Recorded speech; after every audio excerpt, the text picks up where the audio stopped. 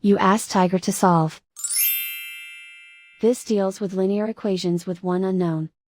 The final result is x equals 2. Let's solve it step by step. Simplify the expression. Simplify the arithmetic. Group all constants on the right side of the equation. Subtract 2 from both sides. Simplify the arithmetic.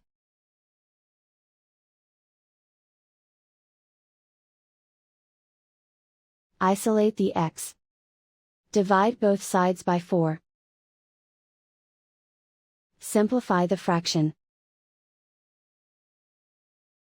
Find the greatest common factor of the numerator and denominator. Factor out and cancel the greatest common factor. And so the final result is x equals 2.